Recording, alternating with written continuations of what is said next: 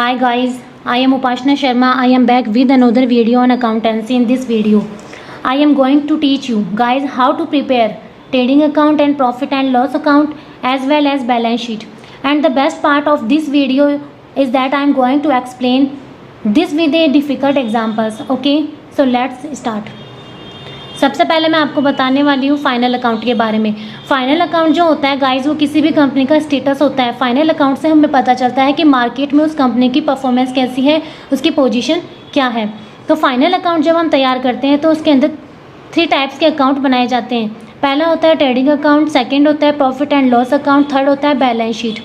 जब हम trading account बनाते हैं तो उसमें जितने भी डायरेक्ट एक्सपेंसेस होते हैं वो सारे शो कर दिए जाते हैं।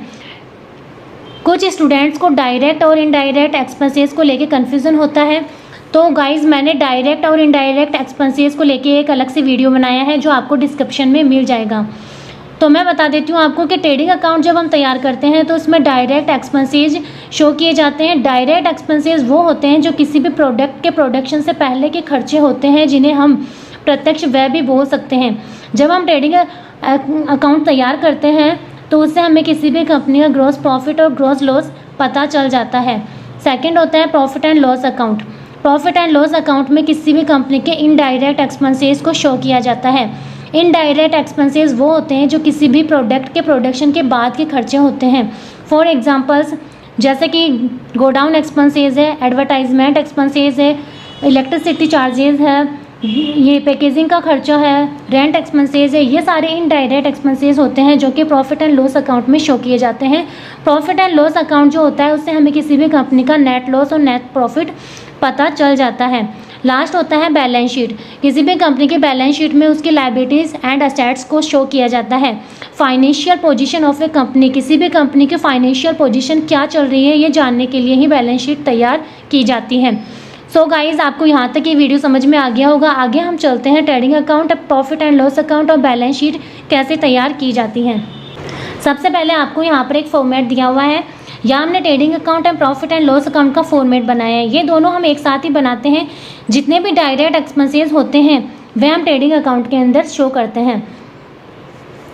यहाँ पर फॉर्मेट में आपको दे रखा है trading account profit and loss account for the ended year. यहाँ पर जो है साल के एंडिंग की जो डेट होती है वो आती है, जो हम यहाँ पर लिख सके 31 मार्च 2021 भी यहाँ पर हम लिख सकते हैं। आगे हमें फॉर्मेट में दे रखा है प्रैक्टिकुलर्स अमाउंट। इस फॉर्मेट की लेफ्ट साइड में डीआर साइड होता है और राइट साइड में सीआर साइड होता है। सबसे पहले हमें दे रखा है to opening stock. Opening stocks वो होते हैं जो पिछले साल जो स्टॉक बच जाते हैं, उन्हें जब हम दूसरे साल में नया ट्रेडिंग अकाउंट तैयार करते हैं तो उन्हें ओपनिंग स्टॉक के नाम से शो किया जाता है। आगे दे रखा है टू परचेज के अंदर वो अमाउंट आती है जो हमने पूरे साल में सेल करने के लिए माल परचेज किया है, वो अमाउंट जो होती है वो परचेज में आती है। आगे दे रखा है लेस परचेज रिटर्न। जब हम परचेज करते हैं सामान तो उसमें कई बार डिफेक्ट माल भी आ जाता है, तो उसे हम वापस कंपनी को रिटर्न कर देते हैं। तो जब हम रिटर्न करते हैं तो उसे परचेज में से लेस कर देते हैं, तो हम परचेज में से लेस करेंगे परचेज रिटर्न। आगे हमें दे रखा है to wages, to carriage, to octroi, to import duty, to power and fuel. अब हमें राइट साइड में हमारी सेल्स दी हुई है जो हमारी क्लोजिंग स्टॉक है। हमें यहाँ पर पहले दे रखी है बाई सेल्स, आगे दे रखा है हमें बाई क्लोजिंग स्टॉक। जो राइट साइड में हमें सेल्स है, जो हमारा क्लोजिंग स्टॉक है बचा रहेगा, वो अगर हमारा राइट साइड ज़्यादा आता है तो हमें लेफ्ट साइड में टू ग्रॉस प्रॉफिट सीडी आ जाएगा, यानी कि प्रॉफिट एंड लॉस अकाउंट में इसको हम ट्रांसफ़र कर देंगे। अगर डीआर साइड में लॉस ज़्यादा आता है तो बाय ग्रॉस सीडी लिख दिया जाएगा। तो यहाँ पे हमें दे रखा है by sales less sales return, फिर आएगा बाय क्लोजिंग स्टॉक। तो ये हो गया हमारा ट्रेडिंग अकाउंट। तो यहाँ तक आपको समझ में आया कि ट्रेडिंग अकाउंट में कौन से डायरेक्ट एक्सपेंसेस शो किए जाते हैं। आगे हम देखेंगे प्रॉफिट एंड लॉस अकाउंट। उसके बाद हमने नीचे से यहाँ से बनाया है प्रॉफिट एंड लॉस अकाउंट। जितने भी इनडायरेक्ट एक्सपेंसेस हैं वो हम यहाँ पर लिखते जाएंगे।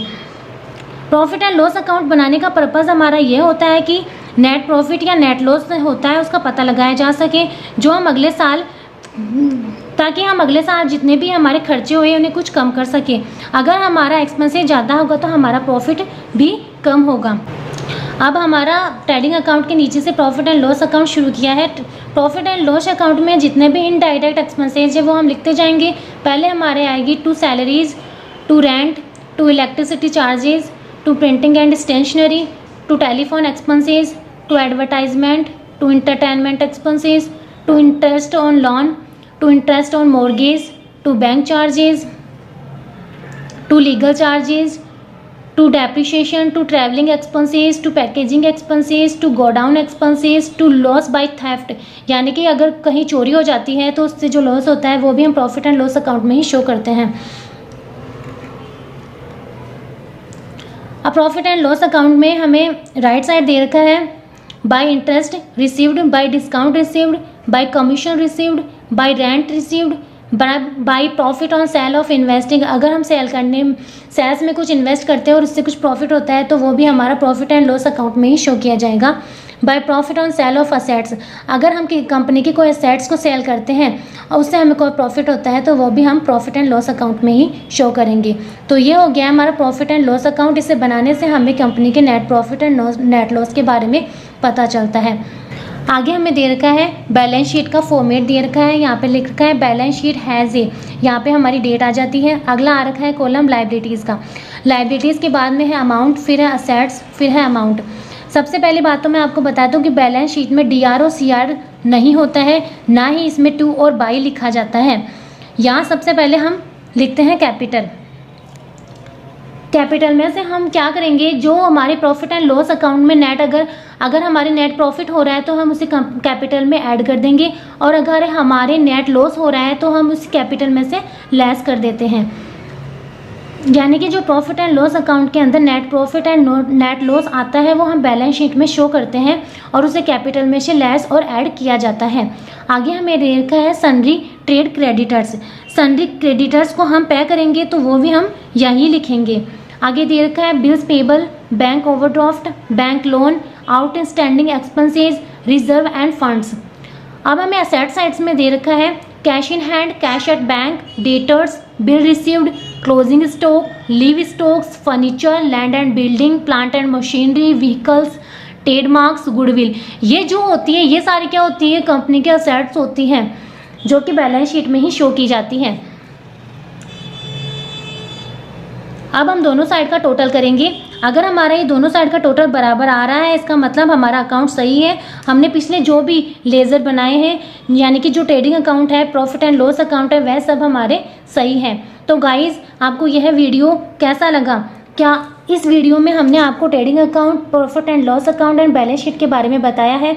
आई होप आपको यह समझ में आया होगा। अगर आपको कोई कन्फ्यूजन है, कोई डाउट है तो आप कमेंट बॉक्स में कमेंट करके हमें ज़रूर बताइए। Thank you so much.